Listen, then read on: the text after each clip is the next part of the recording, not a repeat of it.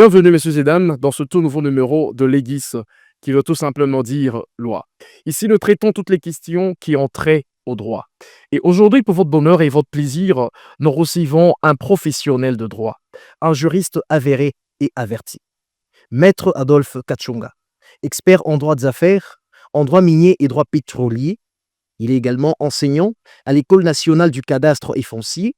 Il est également enseignant à l'Université chrétienne catholique UCC dans Akam, Lubumbashi, dont il est aussi secrétaire général académique.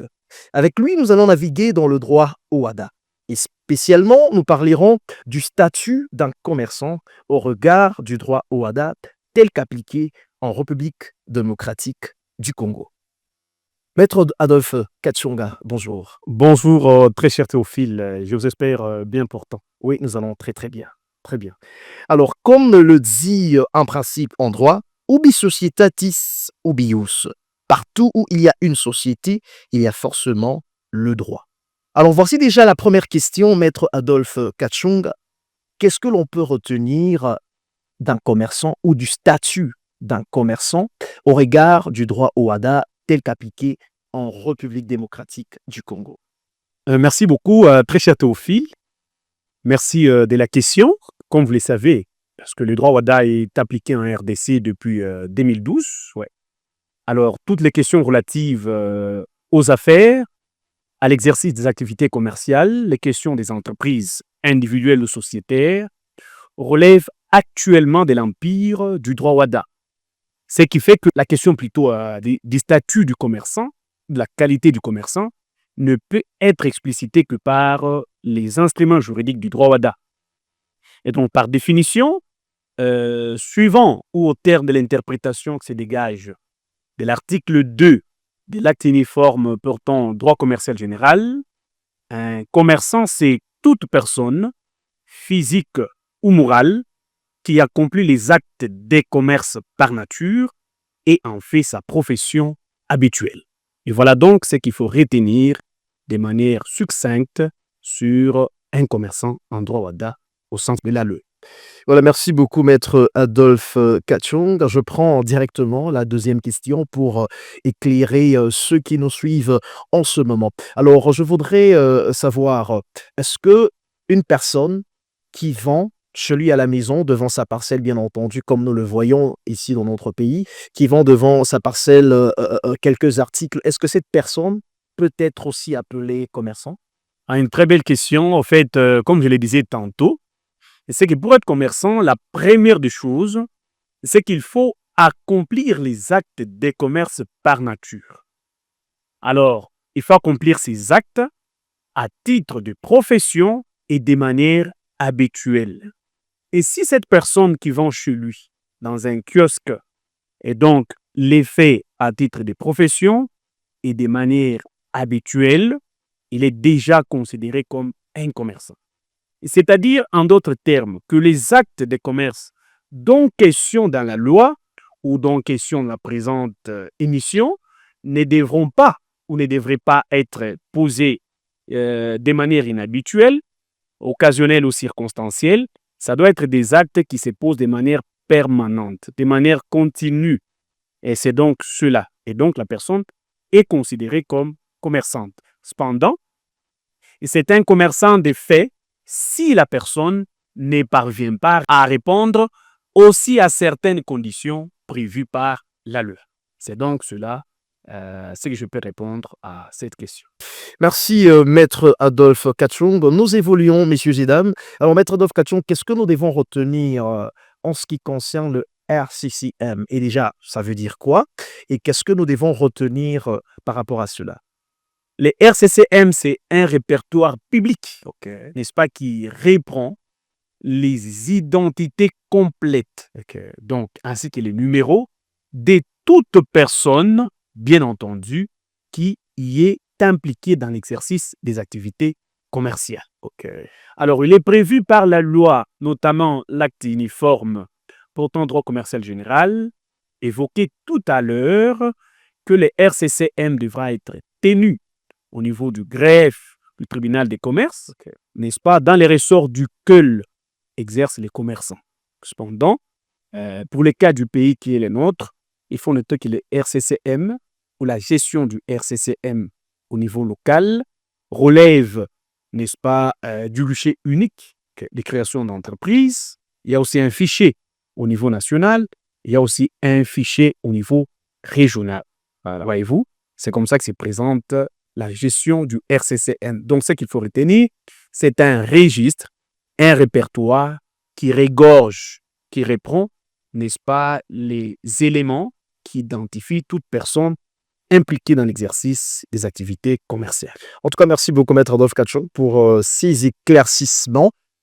Une autre question relative, bien entendu, à ce sujet. Nous traitons aujourd'hui du statut d'un commerçant au regard du droit au ADAP, tel que appliqué, j'y arrive, en République démocratique du Congo. Alors, Maître Adolphe Kachong, je voudrais savoir, est-ce que un commerçant peut perdre le statut ou le titre de commerçant? Si oui, comment? Il est possible de perdre sa qualité de commerçant. Alors, la qualité des commerçants se perd avec les conditions qui l'ont fait naître. Ça signifie que lorsque vous êtes en train d'accomplir les actes de commerce de manière professionnelle et habituelle, et que vous ne parvenez plus à les faire de cette façon-là, donc à titre de profession et de manière habituelle, continue, permanente, perpétuelle, vous perdez automatiquement la qualité des commerçants. La radiation dans les RCCM, donc, peut aussi vous faire perdre la qualité des commerçants. C'est dans le cas d'une personne morale, par exemple, la cessation de l'objet social. C'est-à-dire, par exemple, vous avez créé une société commerciale qui, n'est-ce pas, était destinée à exploiter une carrière, par exemple, de moellons, ainsi de suite.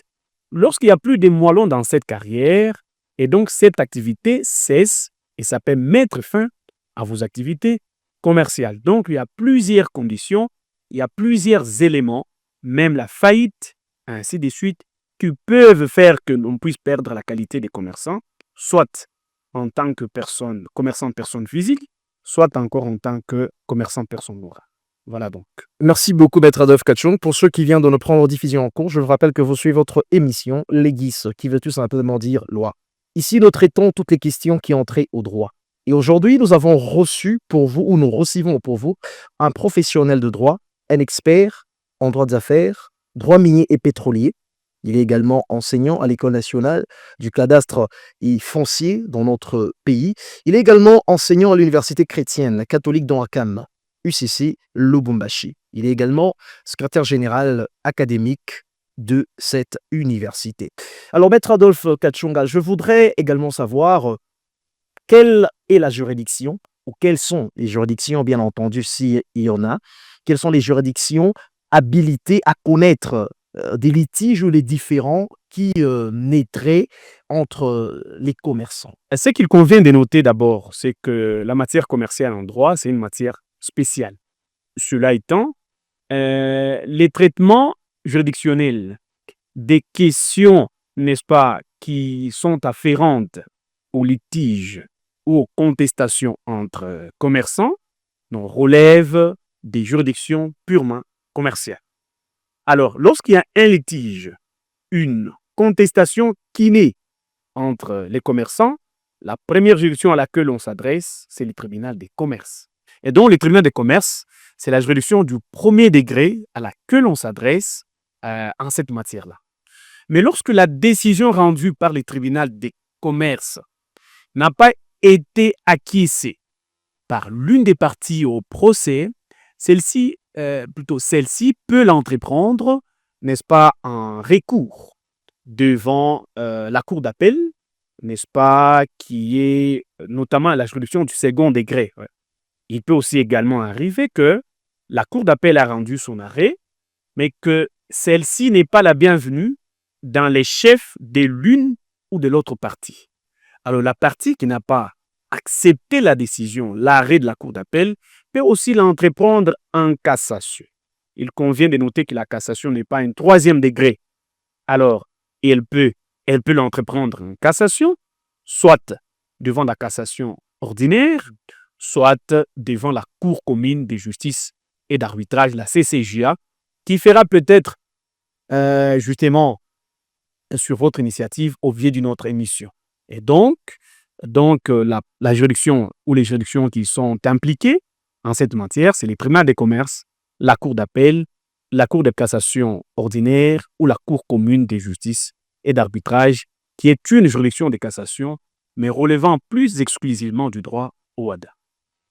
Alors, merci à vous tous qui nous avez suivis. Merci également à Maître Adolphe Kachonga. Nous sommes pratiquement à la fin de cette émission à l'Egis. Alors, messieurs et dames, je vous fixe rendez-vous à la prochaine.